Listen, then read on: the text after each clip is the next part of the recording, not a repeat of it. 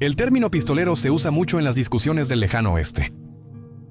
Esto a pesar de que la palabra se usa como una frase general, destinada a describir una serie de profesiones en la frontera occidental. Podría hacer referencia a los rancheros y arquetipos de vaqueros que ves en las representaciones artísticas de la época. También podría relacionarse con los opuestos polares. Tanto los agentes de la ley como los forajidos eran formas de pistoleros, siempre armados y listos para el bien mayor o el mal egoísta.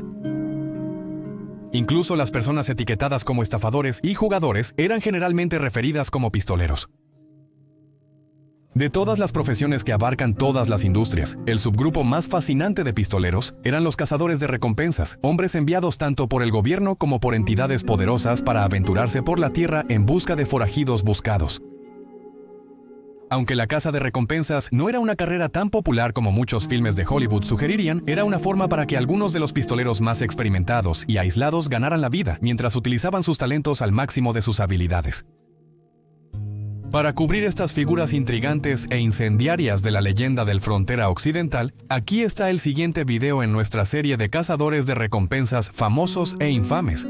Continuando con el legendario detective de ferrocarriles que más tarde inspiraría varias películas de Hollywood, James Whispering Smith.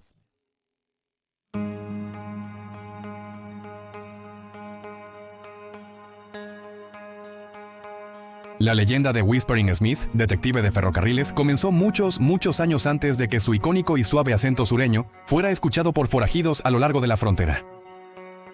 Más bien, comenzó en 1838, cuando nació un niño llamado James L. Smith en algún lugar del sur de los Estados Unidos. Es difícil precisar los padres de Smith, su hogar de la infancia y su crianza en general. Se cree ampliamente que creció en una comunidad bien respetada con gente bien respetada. Finalmente, Smith entró en la adultez y se fue a explorar el resto de los Estados Unidos como él consideró adecuado. Como cualquier joven mente en formación de la expansión de la frontera americana, buscó aventurarse hacia el oeste y explorar los misterios y el caos de una tierra en desarrollo e impredecible. Para cuando llegó el año 1860 y Smith tenía unos años de excursión marcados en su cinturón, encontró camaradería y confort en el río Mississippi. Más específicamente, se unió al creciente desfile de barcos fluviales que albergaban a jugadores y pistoleros en busca de riquezas y refugio. Smith se alineó más con el último grupo que con el primero, sin llegar a ser mucho de un jugador o jugador de póker él mismo. Sin embargo, no era ajeno a los tiroteos. Y ciertamente sabía cómo manejar un rifle o pistola después de aprender los entresijos durante su infancia. Una leyenda popular alega que Smith participó en su primer gran tiroteo en una de sus escapadas de juego en barco de río. Se dice que una noche a bordo del Belle of Memphis, Smith conoció al incendiario personaje llamado Larry Boyle. Boyle era un jugador feroz, una personalidad dura, y no le gustaba escucharlo cuando las cartas no caían a su favor. En esta racha de pérdidas específica, resultó que Smith estaba allí para soportar el peso del conflicto. Pero cuando tuvo suficiente de las divagaciones del jugador, Smith desafió a Boyle a un duelo. Ambos hombres fueron rápidos para el duelo, pero el chico del sur fue considerado ganador, aunque nunca se aclaró el destino de Larry Boyle. Después de que sus días de juego a bordo de los barcos de vapor del Mississippi llegaron a su fin, estalló la guerra civil y se escuchó un nuevo llamado. Smith, recordando su educación, sintió que era de su mejor interés luchar junto al ejército de la Unión. Sostenía firmes creencias anti-esclavitud y se dirigió al norte para luchar junto a otros soldados de la Unión convertidos en leyendas, como Wild Bill Hickok. Aunque nunca compartieron el campo de batalla juntos, Smith fue lanzado a la acción. Debido a su experiencia en el frente fluvial, fue enviado de regreso al río Mississippi para unirse a la Marina de la Unión. Estuvo estacionado a bordo de un acorazado, y se cree que ayudó en el transporte de tropas y artillería entre los territorios del norte y los batallones que se lanzaban al sur. Cuando llegó el momento de terminar su servicio, Smith no estaba listo para volver a la vida civil, y puso sus emergentes habilidades de detective a buen uso. Fue contratado por la oficina de Freedmen como inspector oficial de plantaciones. La oficina de Friedman se formó inicialmente como una agencia gubernamental para proporcionar a los hombres, mujeres y niños anteriormente esclavizados, junto con los refugiados de guerra, ropa, comida, agua, combustible y refugio temporal. También ayudaron a aplacar los conflictos entre los liberados y los agitadores blancos, previniendo disturbios raciales y posibles linchamientos. Ambos conjuntos de habilidades se aplicaron mejor al último grupo y se le puso a cargo de las investigaciones. Viajó de plantación en plantación, entrevistando a ex esclavos cuando se cometían crímenes contra ellos. Este era un trabajo peligroso en el sur, especialmente durante la Reconstrucción, cuando grupos de odio y pandillas de vigilantes como el Ku Klux Klan buscaban infligir el máximo daño o incluso la muerte contra los hombres liberados y las poblaciones blancas que los apoyaban. Fue su tiempo sirviendo como inspector de plantaciones lo que llevó a James L. Smith a la siguiente fase de su carrera como cazador de recompensas. Desde el delta del Mississippi, viajó a los pantanos de Nueva Orleans, Luisiana, donde se unió a la recién creada Fuerza de Policía Metropolitana en 1868. Durante unos años, Smith se hizo un nombre como detective en Nueva Orleans. La ciudad había estado marcada por la violencia y el crimen desde el disturbio de 1866, específicamente dentro de las elecciones celebradas durante la Reconstrucción. Smith hizo todo lo posible para traer justicia a la parroquia de la ciudad, pero él mismo no estuvo exento de escándalos. Se sabía que acogía a convictos y criminales, muertos o vivos, y simplemente mataría a un escurridizo forajido si tenía dificultades para traerlo legalmente. En algunas ocasiones fue juzgado por sus ejecuciones de vigilante, pero siempre fue exonerado por un gran jurado al final. Después de que un tiroteo ilegítimo pusiera el foco directamente sobre los hombros del detective una vez demasiadas, huyó hacia el oeste con su esposa, para escapar de la sospecha y encontrar un nuevo trabajo. En la frontera, el señor y la señora Smith se establecieron en Omaha, Nebraska. Resultó que el ferrocarril Union Pacific, activo en Omaha y más allá, necesitaba desesperadamente protección ferroviaria contra la afluencia de forajidos que apuntaban a la línea y su aumento en locomotoras. Smith era el hombre perfecto para el trabajo, con un ingenio inigualable y la confianza para encarcelar incluso a los criminales más viles y malvados.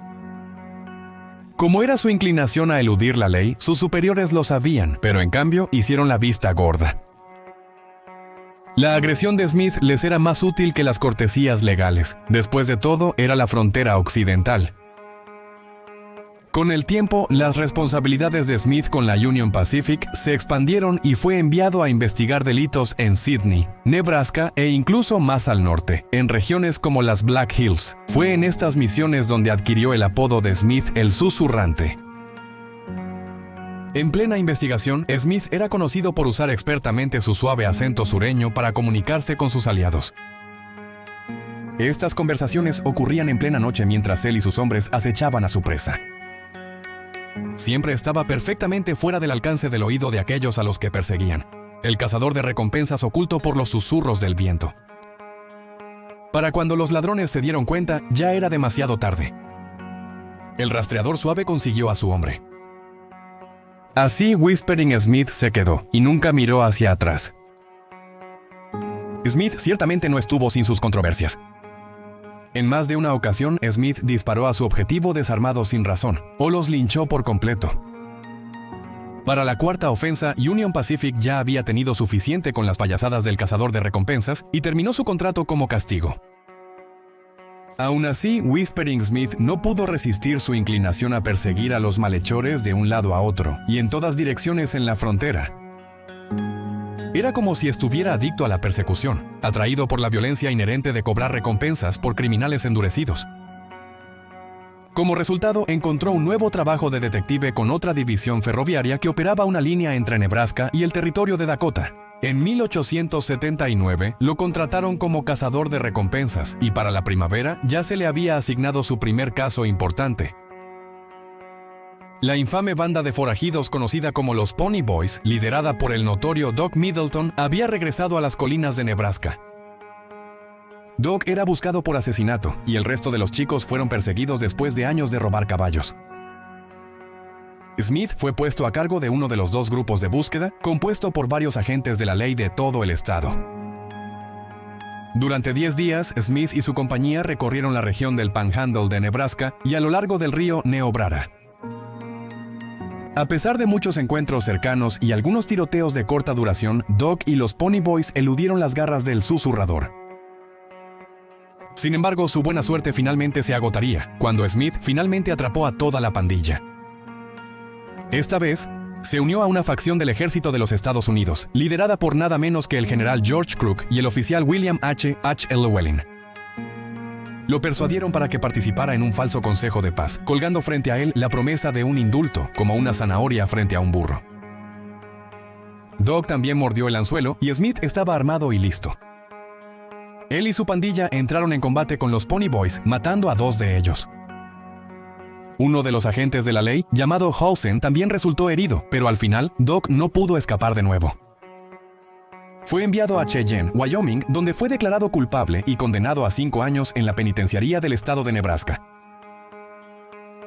Un año después, en 1880, una banda de ladrones de trenes golpeó la línea Union Pacific en Sidney, Nebraska. Smith fue traído de vuelta para ayudar a rastrear a los forajidos y recuperar los $125,000 en oro en lingotes que fueron arrebatados del vagón del tren. Algunos agentes de la ley de los asentamientos cercanos, que fueron sobornados por los propios ladrones, idearon un complot que casi le costó la vida a Whispering Smith. El cazador de recompensas no iba a permitirlo, sin embargo, y evitó un linchamiento antes de llevar a los ladrones originales del tren ante la justicia, devolviendo con éxito el oro a sus legítimos dueños. El año siguiente, Smith vio su mandato como detective de ferrocarriles llegar a un breve fin. Su contratista había tenido suficiente de sus travesuras de pistolero, y después de otro tiroteo vigilante, fue despedido por completo. Aún con hambre de perseguir a los forajidos, buscó aún más trabajo de detective, esta vez como jefe de policía indígena en la Reserva Indígena Mescalero del territorio de Nuevo México. El tiempo de Smith como jefe de policía fue en realidad de corta duración. Aunque ayudó a mantener las incursiones al mínimo a medida que el número de forajidos crecía en Mescalero, la política del trabajo de detective tanto de los líderes tribales como del gobierno federal obligó al cazador de recompensas a buscar trabajo en otro lugar por enésima vez. En esta ocasión, Smith optó por un trabajo más secreto con la Asociación de Ganaderos de Wyoming. Lo contrataron como detective de ganado, atraídos por su trabajo exhaustivo atrapando a los ladrones de ganado de todo el territorio fronterizo. Muchas de sus aventuras con la asociación se mantuvieron en secreto. Las recompensas carecían de cualquier detalle disponible para el público. Esto se hizo con la esperanza de mantener a los forajidos ignorantes de sus perseguidores. El rastro de sus huellas se mantuvo puro para cazadores de recompensas como Smith. La leyenda cuenta que un ladrón de caballos se escapó del agarre de Whispering Smith y huyó rápidamente hacia el sur, a México. Este ladrón en particular ya había tenido un encuentro previo con Smith, habiendo matado a uno de sus compañeros detectives de la asociación y a uno de sus amigos más cercanos. Para asegurarse de que no se quedara sin venganza, Smith puso su propio contrato de recompensa para el ladrón. Muchos cazadores solitarios aceptaron la oferta de Smith y se retiraron al sur de la frontera, donde el ladrón fue ejecutado al estilo vigilante. Ward regresó al norte hacia el cazador de recompensas y le pagó al asesino de la frontera como prometió en su contrato. Mientras estaba con la Asociación de Ganaderos de Wyoming, Smith también era conocido por su ayuda en elecciones fraudulentas para ayudar a los objetivos de la Wyoming Stock Growers Association. Los agricultores de Wyoming y Nebraska habían presionado con éxito para que se incluyera una ley de ofensas en las boletas locales, pero la asociación no quería nada de eso. Para inclinar la votación, Smith fue enviado a través de Nebraska y Wyoming en busca de gente dispuesta a mudarse a los distritos electorales en un momento dado. Suficientes locales se mudaron y la legislación se tambaleó. Smith fue recompensado generosamente por la Wyoming Stock Growers Association. En 1887, las tormentas de nieve barrían las altas llanuras de Nebraska, Wyoming y el resto de las colinas ondulantes del territorio. El brutal invierno, combinado con la inestabilidad financiera de la industria de valores, terminó con la necesidad de la asociación de un detective de rango. A Smith lo despidieron y no tuvo más opción que volver a la carrera que lo hizo detective de ferrocarriles con el Ferrocarril del Pacífico Norte. Desde el Pacífico Norte, la habilidad de Smith como cazador de recompensas fue reconocida por el rey del ganado de Cheyenne, Wyoming, un hombre llamado Alexander H. Swan. Se había conectado con Whispering Smith durante su apogeo con la Wyoming Stock Growers Association y tenía sus propios intereses personales que podrían utilizar las habilidades ofrecidas por el cazador de recompensas. Swan pagó a Smith para que abandonara el ferrocarril una vez más y en su lugar tomara medidas contra un antiguo socio comercial. Verás, el rey del ganado había estado en connivencia con una corporación de ferrocarril de línea corta en Ogden, Utah, hace solo unos años. Pero su respaldo financiero se desplomó cuando se descubrió que uno de sus asociados cometió fraude y se escapó ileso, con la inversión de Swan a cuestas. Luego Swan contrató a Smith para rastrear al asociado, un tal John R. Middlemiss, quien se dice que escapó más al oeste hacia California. Smith hizo lo que estaba obligado y escribió varias cartas a los hombres de la ley tanto en Utah como en el Estado Dorado. Desafortunadamente para Smith, parte de lo que escribió en esas cartas no era veraz, y finalmente fue arrestado por difamación. Fue declarado culpable, pero sus multas fueron pagadas por Swan y volvió a la acción en poco tiempo. En 1891, Smith cambió su enfoque del trabajo de detective a la prospección. Presentó más de una reclamación sobre depósitos minerales en Utah, y obtuvo la recompensa en un par de ellos. Sin embargo, poco después se presentó una moción que decía que las reclamaciones en realidad pertenecían a un buscador anterior, y Smith llegó a un acuerdo con los demandados fuera de la corte. Luego vendió sus reclamaciones restantes a la compañía de carbón Pleasant Valley en Castlegate, Utah. No es sorprendente, pero el fracaso encontrado en la prospección hizo que Smith volviera al trabajo policial, y una vez más fue contratado como detective en el ferrocarril Denver y Río Grande. Resultó que la compañía de carbón Pleasant Valley era uno de sus mayores y mejores patrocinadores, y después de que Smith completó algunas asignaciones en su nombre, fue captado por la Pleasant Valley Coal Company y contratado como su principal oficial de seguridad. El momento no podría haber sido más perfecto, ya que Castlegate era notorio por su creciente banda de desesperados y bandidos que buscaban refugio en la zona. La policía local tampoco ayudó, con la corrupción desenfrenada en la oficina del sheriff del condado de Carbón. Se decía en la calle que el sheriff, Gus Donut, fue sobornado por algunos de los principales forajidos, y la contratación del ladrón de ganados S. L. Gunplay Maxwell como subalterno solo aumentó la sospecha. Como resultado, se necesitaron los servicios de Smith para expulsar al sheriff Donut, ya que su falta de vigilancia estaba causando un gran dolor de cabeza para los intereses comerciales de Pleasant Valley. El cazador de recompensas hizo lo suficiente para expulsar a Donut de su cargo, pero los abogados asignados para representar al sheriff corrupto no se lo pondrían fácil. Estos dos abogados, Chikiayasiumo Tuluditie y Worf y M. Amoshipie, Braffett, se enfrentaron cara a cara con Whispering Smith en varias ocasiones, provocando al cazador de recompensas con desagradables epítetos verbales y discutiendo constantemente cada vez que el trío se encontraba en público. La disputa tomó un breve descanso en abril de 1897, cuando Smith se unió a Cyrus Shores para investigar el robo de una nómina de la compañía de carbón de Pleasant Valley por nada más y nada menos que Butch Cassidy y Elsie Lay. El par de cazadores de recompensas no logró encontrar a los matones de la banda salvaje. Sin embargo, y regresaron a Castlegate con las manos vacías, al igual que otros perseguidores de Butch Cassidy a finales del siglo XIX.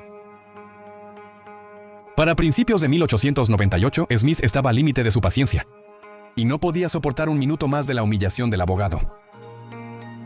Después de encontrarse en el puesto de avanzada del ferrocarril Denver y Río Grande en Price, Utah, Smith, Worf y Braffett participaron en un tiroteo que resultó en la muerte de ambos abogados. Smith fue arrestado de inmediato, juzgado por asesinato y absuelto, pero su tiempo trabajando para la Pleasant Valley Coal Company había llegado a su fin. La próxima parada de Smith fue en Denver, Colorado, donde el editor de un periódico local se había cansado de las travesuras del legendario Bud Masterson. Masterson tenía una reputación en Denver como la de un mujeriego, promotor de peleas y sinvergüenza en general.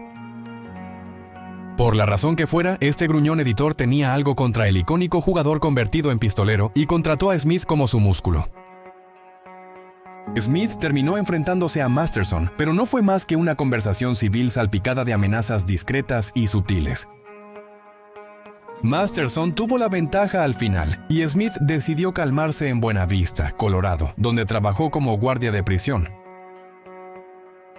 A la avanzada edad de 72 años, y con el ocaso de su carrera golpeándolo, Whispering Smith escribió una última controversia antes de guardar sus pistolas para siempre.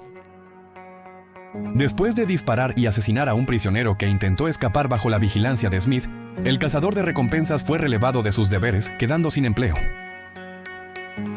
Regresó a Denver después del incidente, su salud física deteriorándose rápidamente. Smith estaba tan desesperado por atención médica que se salió de su camino para cometer delitos menores y terminar de nuevo en la cárcel.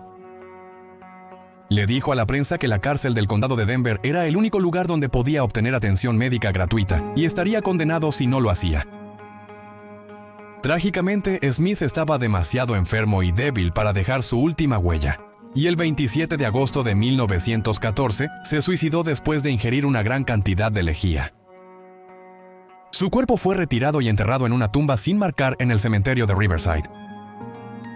Se cree que su parcela se puede encontrar en la sección 2, bloque 205, bloque 12, y actualmente se están realizando esfuerzos para colocar una lápida de veterano de la guerra civil en su tumba.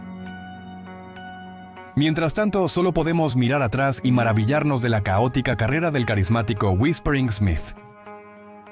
Sus hazañas se han transformado en innumerables entretenimientos, con novelas, películas y programas de televisión inspirados en los cuentos del cazador de recompensas. Aunque la mayoría de la verdad de su historia se ha perdido en la adaptación, su nombre, tanto olvidado como cambiado a lo largo de su siglo de folclore, James L. Smith, no será completamente olvidado. Mientras se cuente la narrativa real, su legado durará tanto como las altas llanuras mismas, persistiendo a lo largo de la frontera y manteniéndose sagrado dentro de los vientos susurrantes del oeste.